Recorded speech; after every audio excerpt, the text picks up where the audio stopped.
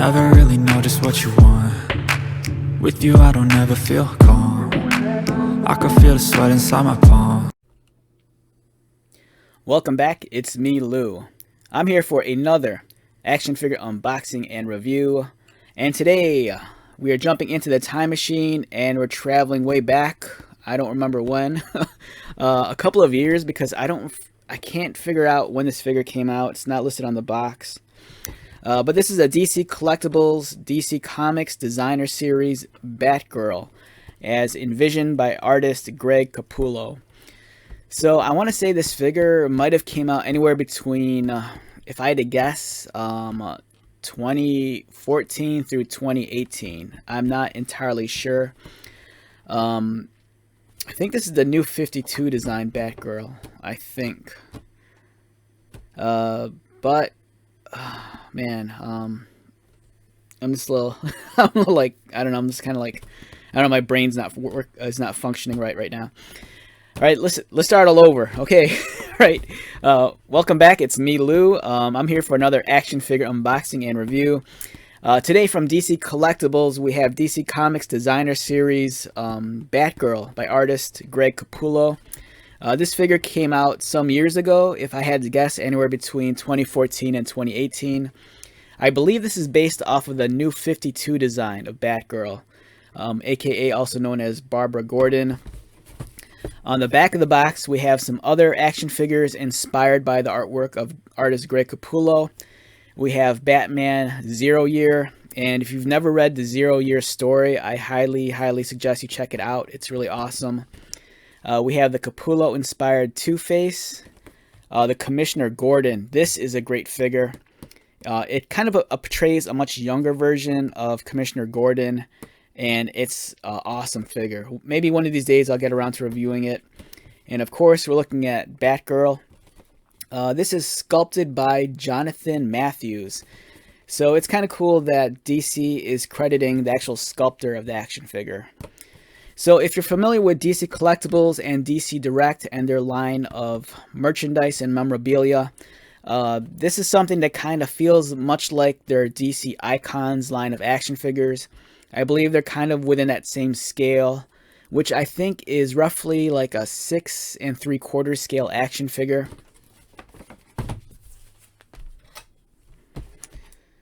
All right, let's take out Batgirl and check out this really cool looking figure. So as I stated, this figure came out some years ago, and you're probably asking yourself, why are we looking at this now? I think a few months ago I was like on a weird Batman kick, and I was just trying to seek out older Batman figures, and I was just combing around on Amazon, and then this popped up, and it came up for a really reasonable price from a third-party seller.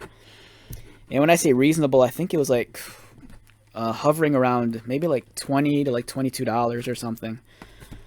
And I remember pulling the trigger on it because I'm like, for one, I'm a big fan of artist Greg Capullo. I really enjoyed his artwork when he was with Marvel doing, I think, X-Force.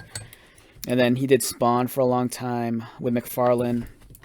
And then he eventually jumped ship to DC to do Batman for many years. And for me, he was kind of like the definitive Batman artist. And I think for a lot of people, especially from my generation, you know, you're going to think of like artists like Neil Adams, you know, in terms of Batman, Frank Miller, Brian Boland, Norm Brakefoyle, and of course Jim Lee. But for me, you know, Greg Capullo, I think he was a really perfect match for like modern Batman.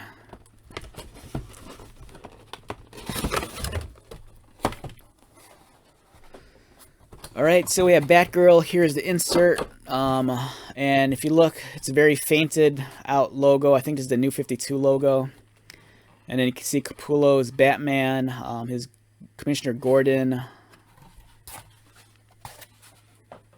The action figure comes with really tiny batarangs, as you can see right there. I don't want to take these out because they're very small. They're like as big as my fingernail. And I mean, just look at that figure.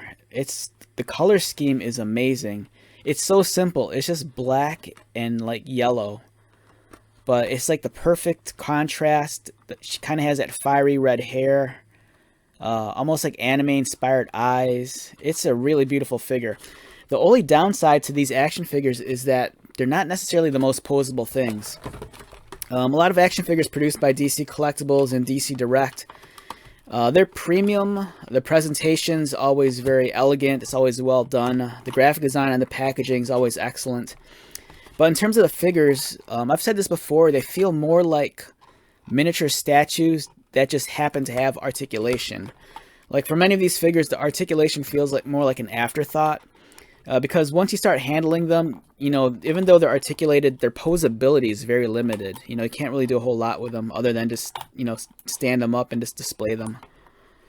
And I think at the time, you know, for this audience that it was directed towards, I think it was more about, you know, just having nice display pieces. You know, it's always nice if you have an action figure that could, like, pose well.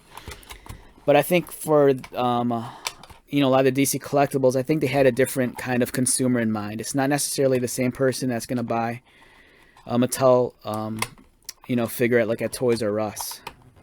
And these figures, you know, they have a different like sophistication to them.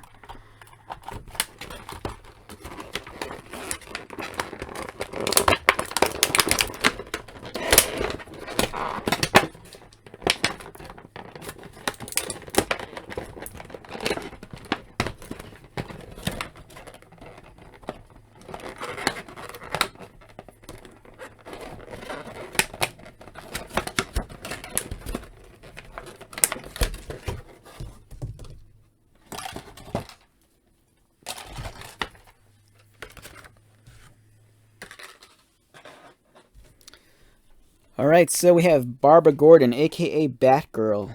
Now, this is one of those figures that even though it's articulated, you know, the minute you start trying to like pose it and move the joints, it's very stiff. Stuff feels like it doesn't really want to articulate. And I've had, unfortunately, in the past with some of the DC Collectibles, DC Direct action figures, you know, unfortunately, you know, some of the quality control wasn't always the greatest.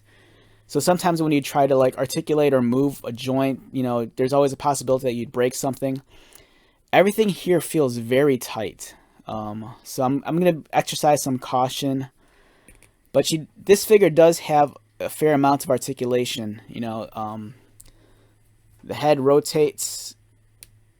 It doesn't look down. Doesn't really look down or up. Arms rotate. Very, very tight joint. You know, it feels very stiff. The arms go outward a little bit.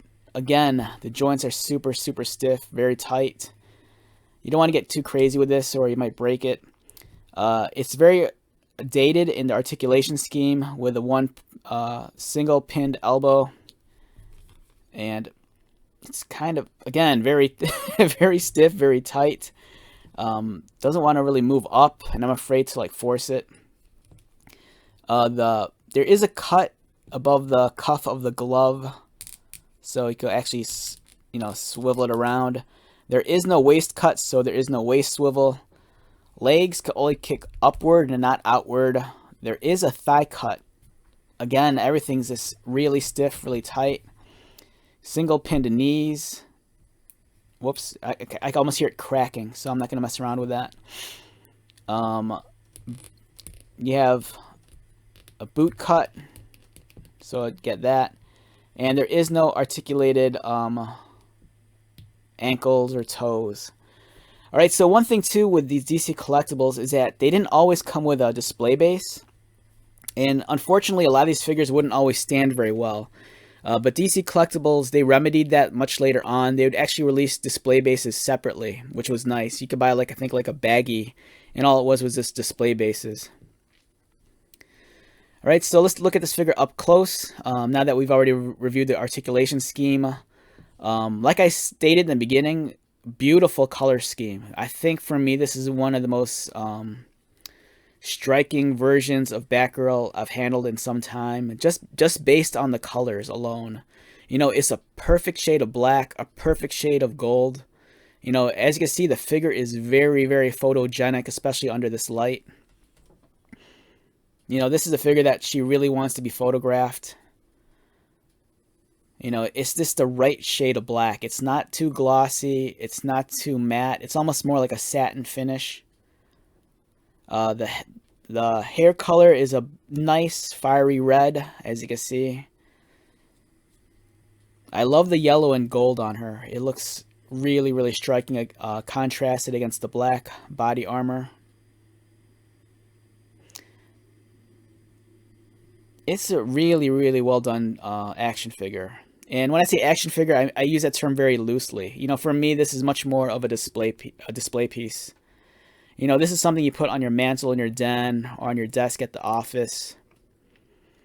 You know, this isn't necessarily an action figure that you hand off to your kid to go play with, because I guarantee in 5 minutes the thing will be broken. But yeah, very beautiful sculpt, you know. Great attention to detail, really well crafted. The DC Direct and DC Collectibles line of action figures, they always felt a little bit more premium than the stuff you'd find like at Toys R Us or at Target or Walmart. You know, you always felt like you were getting something really, really special with the DC Collectibles line.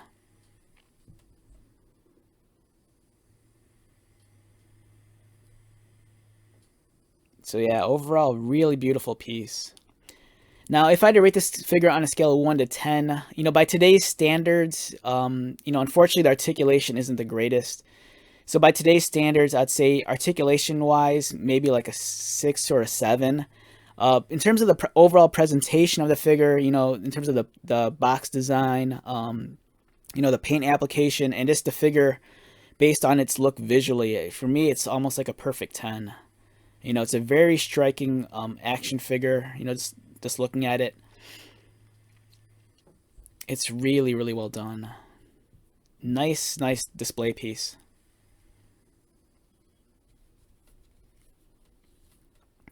All right, so with that being said, let's wrap this one up. Once again, my name... Oh, real quick, if you're curious about scale, I forgot to mention that. I believe these figures fall within like a 6 3/4 scale, and this one's about almost 6 3/4. If you want to compare her next to like a McFarlane figure, here's the older McFarlane designed Batman. And as you can see here, he's a much bigger figure, and I would say this scale's okay, because Barbara Gordon's, you know, you could consider this maybe teenage Barbara. So, you know, you could always, you know, say that it's a younger version of her. So, of course, Batman's going to be much bigger and much taller. And then here she is next to a Diamond Select Alfred figure.